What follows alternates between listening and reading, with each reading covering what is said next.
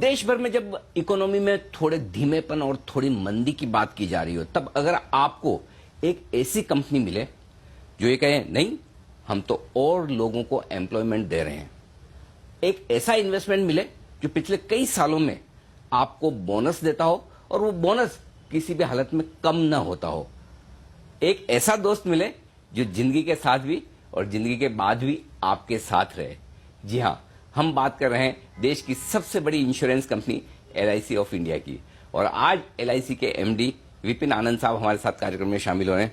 विपिन जी, बहुत बहुत स्वागत है आपका जी बिजनेस पर। सबसे पहले तो आपको बहुत बहुत बधाई।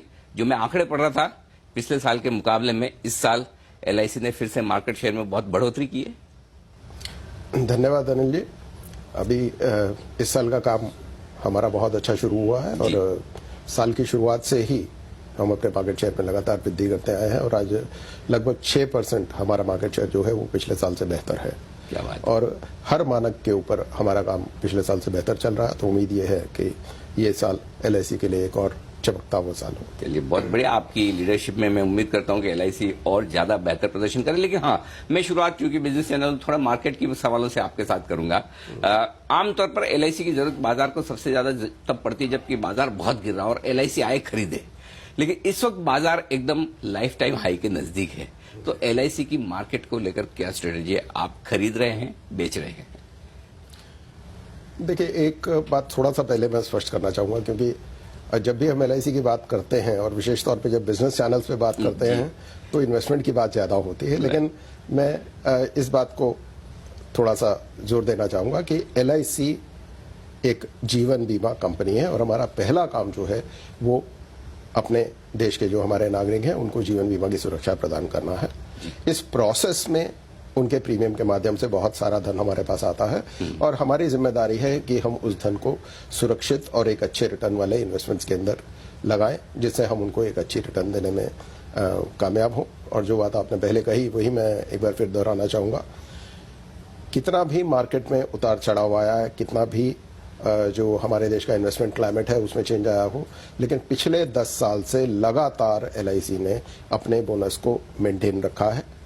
आज जो हमारी इन्वेस्टमेंट रिटर्न्स हैं वो काफी अच्छी हैं। यानी कि चाहे कोई कुछ भी कहे, लेकिन सबसे खराब वक्त में जब कोई पैसा नहीं लगा रहा, अगर LIC लगा रही तो जाहिर सी बात है जब बढ़िया समय है तो उसके रिटर्न्स तो मिलेंगे। इस बार इस साल कितना इन्वेस्टमेंट करने का इरादा है आपका इक्विटीज में? देखिए, इस साल में इक्विटीज में अभी तक हम पिछले साल से लगभग 10% इन्वेस्टमेंट ऑलरेडी पहले कर चुके हैं।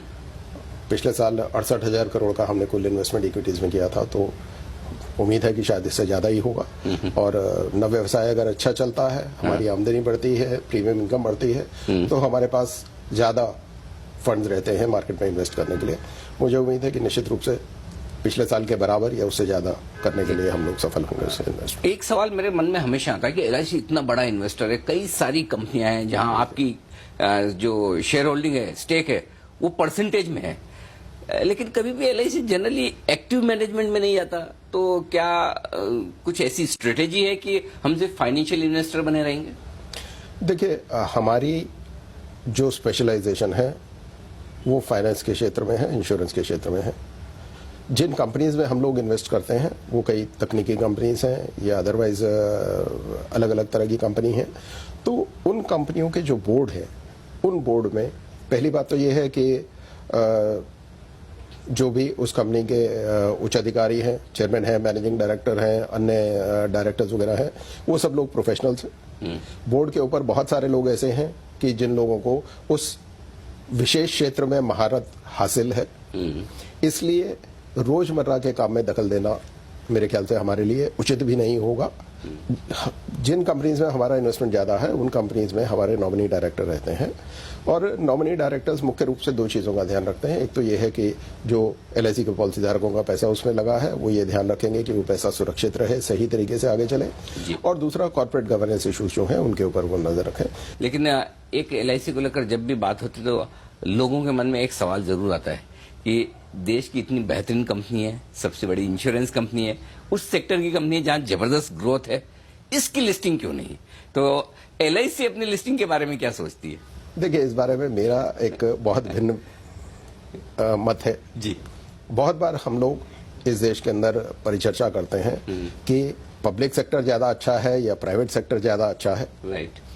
हर सेक्टर की अपनी अपनी शक्तियां हैं और बहुत सारी इंडस्ट्रीज ऐसी हैं जहां पर पब्लिक सेक्टर अच्छा है और कहीं पर प्राइवेट सेक्टर अच्छा है।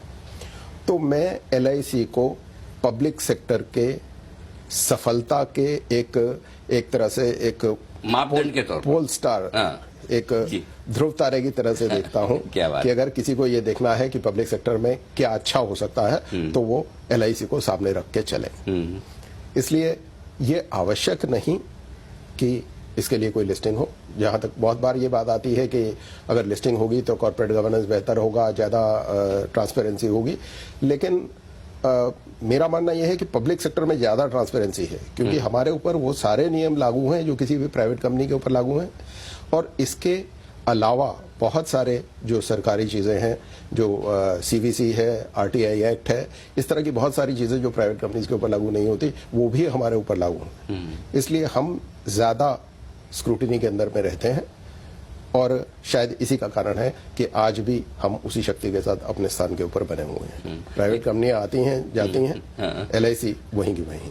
लेकिन एक चीज मैं जरूर चाहूंगा, मुझे नहीं पता कब IPO आएगा, लिस्टिंग होगी नहीं होगी, लेकिन मैं ये जरूर चाहूंगा और जब होगा तब मैं सरकार से भी ये गुजारिश करूंगा कि LIC के IPO में सबसे पहले रिटेल इन्वेस्टर को मौका मिले, क्योंकि देश की इतनी बेहतरीन कंपनी अगर IPO लाती है, देश की वेल्थ है, देश के इन्वेस्टर्स को मिले। ये कब होगा नहीं होगा पता नहीं, लेकिन हाँ एक चीज है, जब आपने मार्केट शेयर की बात की तो मैं एक बार आपसे समझना चाहता हूँ कि इस वक्त LIC का मार्केट शेयर किस तरह से, आप जब कह भी रहे हैं कि 6% के आसपास आपका मार्केट शेयर बढ़ा है, तो कितना मार्केट शेयर और आपका टारगेट क्या है? देखिए, ऐसा है, मार्केट शेयर में कोई टारगेट नहीं हो सकता है। टारगेट जो है वो वॉल्यूम्स ऑफ बिजनेस के ऊपर होता है। लेकिन मार्केट शेयर के बारे में मैं आपको बताना चाहूंगा कि अभी हमारा मार्केट शेयर जो पॉलिसीज में है वो लगभग 74% है और प्रीमियम में लगभग 71% है। एक इंटरनल टारगेट हम ये लेके चल रहे हैं कि 75% से ऊपर हम पहुंचे, वो अपनी जगह के ऊपर है, लेकिन ये अपने आप में कोई एक फिक्स टारगेट नहीं हो सकता है, क्योंकि ये इसके ऊपर डिपेंड करेगा कि मार्केट कैसे ग्रो कर रहा है। दूसरी बात, आपने पहले इससे जो करी जनता को भागीदारी देने वाली LIC के काम में, ये मैं एक बात आपकी जानकारी के लिए कहना चाहूंगा कि LIC अपने तरह की दुनिया में एकमात्र कंपनी है। दो तरह की इंश्योरेंस कंपनीज होती हैं। एक कंपनी वो होती है कि जिसमें एक प्राइवेट कंपनी की तरह से शेयर होल्डर होते हैं और उसी तरह से वो चलती है, और दूसरी कंपनी वो होती है जिसको हम म्यूचुअल कंपनी कहते हैं, जिसमें पॉलिसी धारक शेयर होल्डर होते हैं। तो LIC में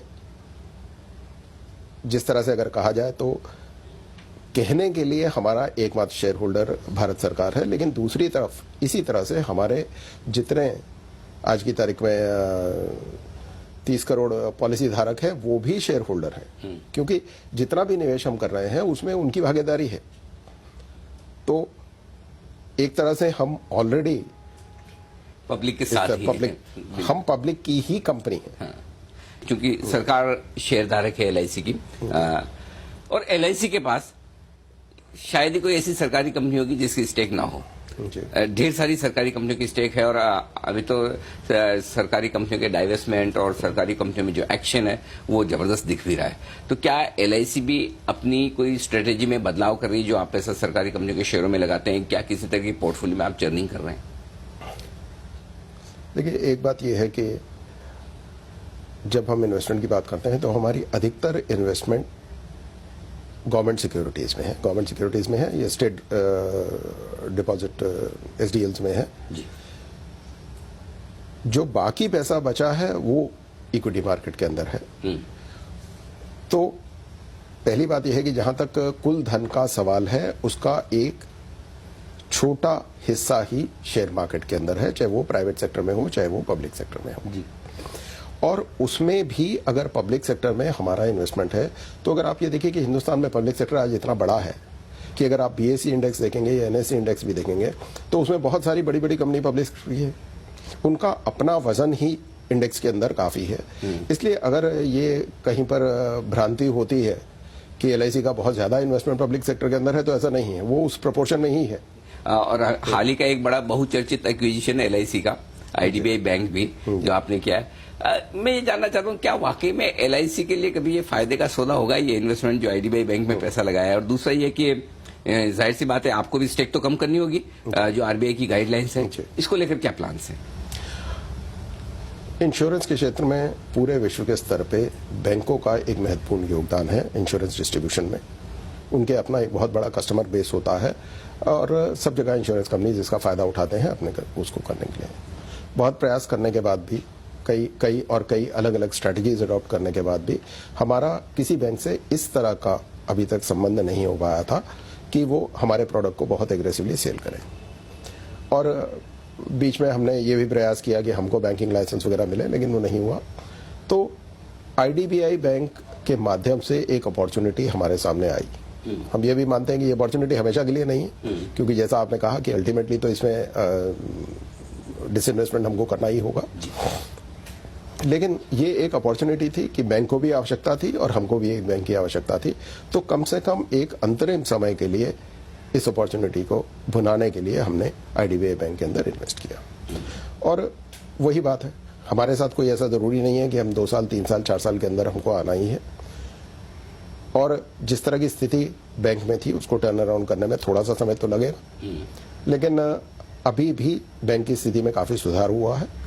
और हमारी उम्मीद ये है कि शायद और 1 क्वार्टर के बाद ये बैंक पीसीएम से बाहर निकल जाएगा, जिसकी वजह से वो एक बार फिर पूरी तरह से लोन देने में सक्षम होंगे। क्योंकि अंत में जो बैंक का मुनाफा है वो तो लोन देने पर और उसके ऊपर वाले ब्याज से ही आता है। तो अभी तक ये रुकावट जो थी, ये मुझे उम्मीद है कि अगले इस साल के अंत तक ये रुकावट दूर हो जाएगी और ऐसी स्थिति में बैंक सही रास्ते पे चल पड़ेगा। और तब शायद डाइवेस्टमेंट करना भी बेहतर नहीं, हमें पूरी उम्मीद है कि बहुत जल्दी ही बैंक एक बार फिर मुनाफे के रास्ते पे चलेगा।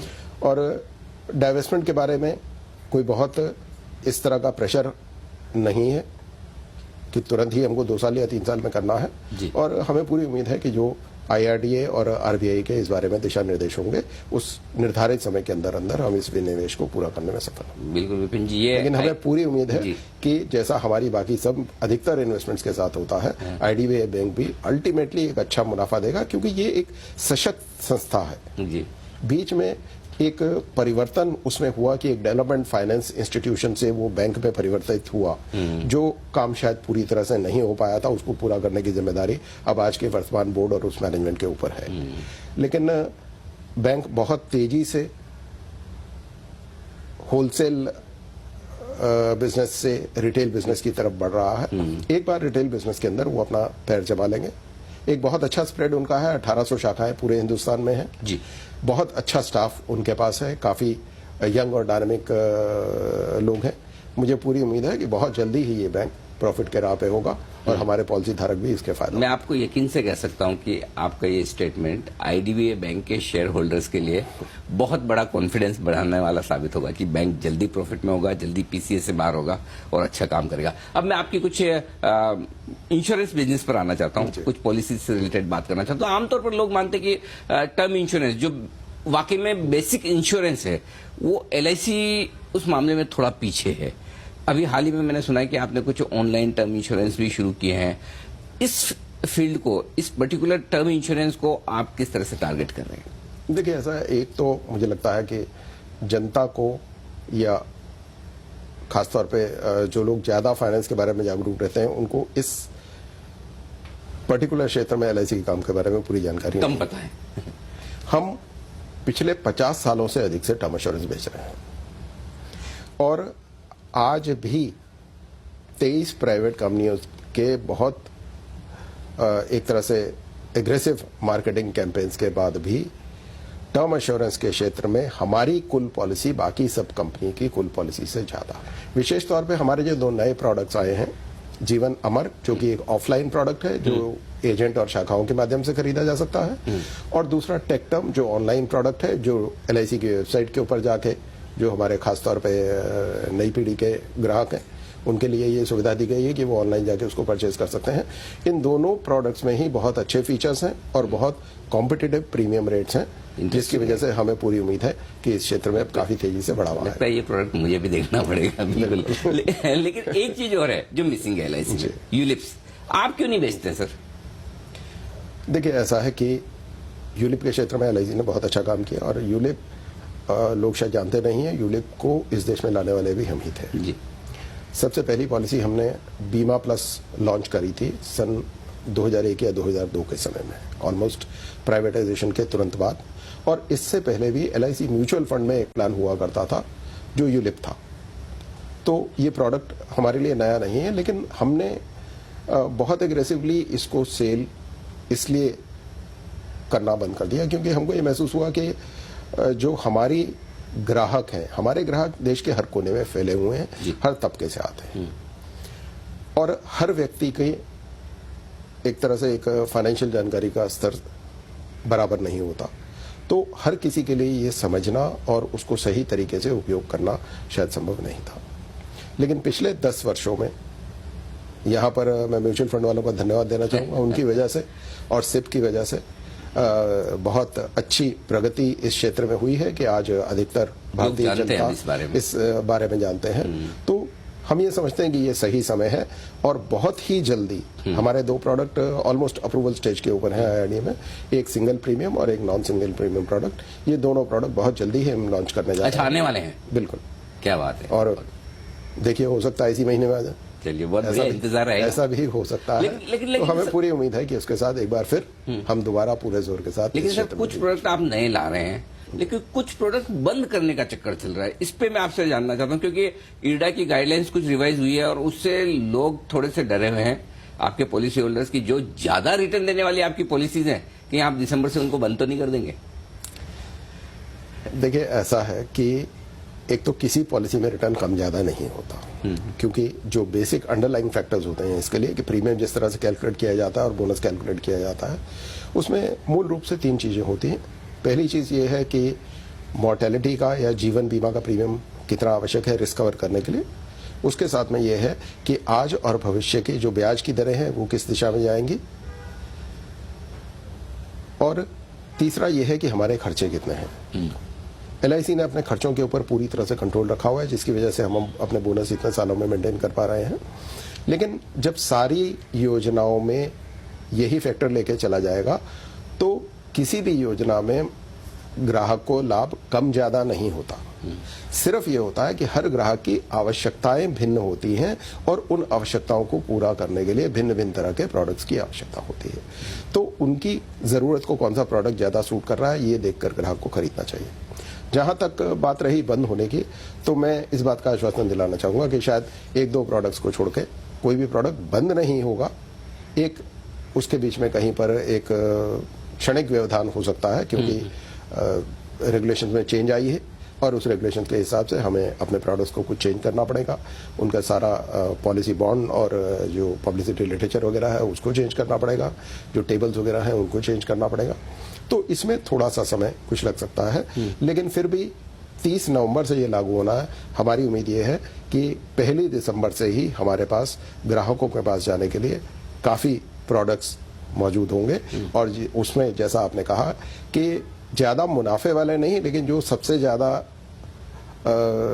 जरूरत वाले या जिन प्रोडक्ट्स की सबसे ज्यादा बिक्री होती है, जो सबसे आकर्षक प्रोडक्ट्स हैं ग्राहकों के लिए, वो प्रोडक्ट तो अवश्य ही 1 दिसंबर से अपने एक नए अवतार में उपलब्ध होंगे। तो ये आपके पॉलिसी होल्डर्स और आपके कस्टमर्स के लिए भी एक बड़ी आपने रिलीफ वाली बात कही है। लेकिन एक चीज और है कि अब आजकल जमाना ऑनलाइन का हो गया, लेकिन आमतौर पर देखा कि ऑनलाइन स्पेस में इतना एलआईसी का फोकस कम नजर आ रहा है हमें। ये बताएं, और एग्रीगेटर्स के यहाँ अगर आपको एलआईसी के प्रोडक्ट्स कंपेयर करने हो दूसरे इंश्योरेंस कंपनियों के मुकाबले में, तो वो दिखता नहीं है, ऐसा क्यों? ये आपकी स्ट्रेटेजी है? देखिए, ऐसा है कि जहां तक ऑनलाइन का सवाल है, मैंने आपसे कहा था कि लगभग 10 साल हो गए हमको कि हम ऑनलाइन प्रोडक्ट्स को लेकर आ रहे हैं। आज की तारीख में लगभग 7 प्रोडक्ट्स हमारे ऐसे हैं जो ऑनलाइन उपलब्ध हैं, और इसमें पेंशन प्रोडक्ट भी हैं, इसमें रिस्क कवर वाले प्रोडक्ट भी हैं, इसमें हमारे जो कैंसर कवर प्रोडक्ट है वो भी है। तो हर तरह के प्रोडक्ट हमने ऑनलाइन अपने ग्राहकों के लिए उपलब्ध करा रखे हैं, और उनकी बिक्री भी काफ़ी अच्छी होती है। दूसरी बात यह है कि एग्रीगेटर की वेबसाइट पर जाने के बारे में कई बार हमने विचार किया, कई बार उनसे चर्चा भी इस बारे में हुई, लेकिन हमारी कुछ डेटा सिक्योरिटी के बारे में कुछ सोच है जिसमें अभी तक हमें पूरी तरह संतुष्टि नहीं है। जिसकी वजह से हम एग्रेसिवली उनके साथ नहीं जुड़े। ठीक बात। तो जो कुछ मार्केट में अवेलेबल होता है, आमतौर पे ये होता है कि जो हमारा सबसे महंगा प्रोडक्ट होता है उसको वो डाल देते हैं, तो लगता है कि शायद LIC के प्रोडक्ट सबसे महंगे हैं। ठीक बात। तो इस कार्यक्रम के माध्यम से मैं आपके दर्शकों तक ये बात पहुंचाना चाहूंगा कि वो LIC की वेबसाइट के ऊपर डायरेक्टली जाके अगर प्रोडक्ट्स को देखेंगे, और वहां पर बहुत ही आसान प्रीमियम कैलकुलेटर वगैरह भी है, जिससे जो भी प्रोडक्ट को देखना चाहते हैं तुरंत वो उसका देख सकते हैं कि इसका कितना प्रीमियम आएगा और किस तरह की अन्य चीजें हैं। तो डायरेक्टली LIC की साइट पर जा भी सकते हैं, जानकारी भी हासिल कर सकते हैं, और वहां से LIC के प्रोडक्ट्स को खरीद भी सकते हैं। ये पूरी सुविधा हमारे ग्राहकों और हमारे चैनल के माध्यम से मैं आपके कस्टमर्स का एक फीडबैक भी आप तक पहुंचाना चाहता हूँ। क्लेम्स के मामले में और दिक्कत होने पर किस तरह से आप कस्टमर्स को हैंडल करते हैं, इस मामले में LIC का कोई जवाब नहीं।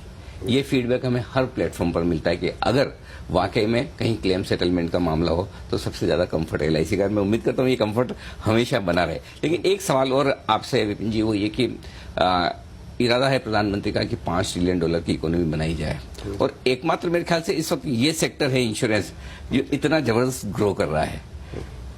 LIC इस जो हमारे सपने को $5 ट्रिलियन इकोनॉमी का है, आप क्या कंट्रीब्यूट कर सकते हैं इसमें?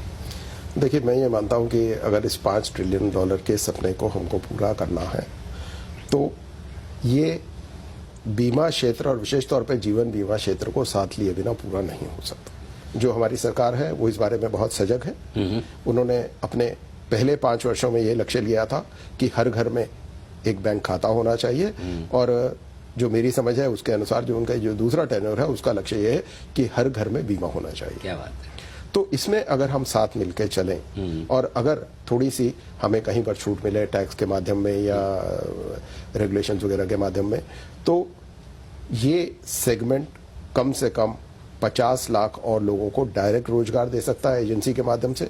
क्योंकि अगर हमने इतने लोगों तक बीमा पहुंचाना है तो आज जितने भी चैनल्स हैं वो काफी नहीं हैं, और भारतीय जनता का विश्वास आज भी शायद अपनी जान पहचान वाले एजेंट पर ज्यादा है, किसी से भी ज्यादा। अगर 50 लाख लोगों को एजेंसी के माध्यम से रोजगार मिलता है, वो लाखों करोड़ों रुपए प्रीमियम के माध्यम से लाते हैं, जिसको सरकारी क्षेत्र में इंफ्रास्ट्रक्चर डेवलपमेंट के लिए, सड़कें बनाने के लिए, एयरपोर्ट बनाने के लिए, फ्लाईओवर बनाने के लिए इस्तेमाल किया जाता है, रेलवे के लिए इस्तेमाल किया जाता है, तो उससे और लाखों लोगों को आगे रोजगार मिलेगा। इतने सारे लोगों की आमदनी होगी, उस आमदनी से टैक्स भी होंगे, खर्चा भी होगा, और पूरी अर्थव्यवस्था में एक तरह से एक आमूलचूल परिवर्तन आ सकता है अगर हम फोकस करके इस इंडस्ट्री को इस नजरिए से आगे बढ़ाएं कि ये देश में जो आज इन्वेस्टमेंट की कमी हमको दिख रही है, उस इन्वेस्टमेंट की कमी को अकेली ये एक इंडस्ट्री पूरा कर सकती है। दूसरी बात करिए आपने रोजगार के बारे में। इस बारे में LIC एक ऐसी संस्था है जिसने इस वर्ष में लगभग 500 अधिकारी, 8,000 विकास अधिकारी और 8,000 तृतीय श्रेणी कर्मचारियों की भर्ती करी है। 17,000 नए लोगों को LIC ने इस वर्ष में रोजगार दिया है, क्योंकि हम ये मानते हैं कि इस इंडस्ट्री का एक बहुत उज्जवल भविष्य है, और उस उज्जवल भविष्य को आगे बढ़ाने के लिए, बनाने के लिए एक जवान खून की हमें आवश्यकता है, जिसके लिए हम नई रिक्रूटमेंट। बिल्कुल, ऑर्गेनाइजेशन भले कितना भी पुराना हो, लेकिन अनुभव के साथ आपके पास काम करने के लिए उत्साह वाली टीम है। मैं उम्मीद करता हूं उत्साह मेरे ख्याल से 58 साल की उम्र में मेरे में कम नहीं है, तो उत्साह का आयु के साथ संबंध नहीं है, लेकिन निश्चित रूप से आगे जो लोग इन जिस तरह से LIC इन 63 वर्षों में चलती रही है उसको उस तरह से और बेहतर और तेजी से आगे बढ़ाने के लिए ये आवश्यक है कि ऐसे लोग हों जिनके पास आगे 20, 25, 30 साल का भविष्य है। बिल्कुल, तो मैं उम्मीद करता हूं कि आपके नेतृत्व में LIC और नई ऊंचाइयों को छुए, ऐसी पूरी विश्वास भी है, और आपको हमारी शुभकामनाएं भी हैं। तो विपिन आनंद साहब ये कहते हुए कि LIC का इरादा है 75% मार्केट शेयर का, स्ट्रेटेजी साफ है, गिरते हुए बाजार में पैसा लगाएंगे और ज्यादा लगाएंगे। IDBI बैंक के शेयर होल्डर्स के लिए एक अच्छी खबर, जल्द PCA से बाहर लाने की उम्मीद, और मुनाफे वाला बैंक बनाएंगे और इसमें पैसा भी कमाकर दिखाएंगे। लेकिन इसके साथ ही कुछ और बेहतरीन और नए प्रोडक्ट्स LIC की उतारने की तैयारी, और जल्द शायद कुछ और यूलिप्स भी आपको आते हुए दिखे, और LIC अपने कामकाज को और मजबूती से नए रिक्रूटमेंट के साथ बढ़ाती हुई नजर आएगी। तो ये थी कुछ खास बातें जो विपिन आनंद साहब ने बताई। सर, बहुत बहुत शुक्रिया आपका जी बिजनेस के लिए वक्त निकालने के लिए। तो आज की इस खास मुलाकात में इतना ही। बने रहिए हमारे साथ जी बिजनेस पर। नमस्कार।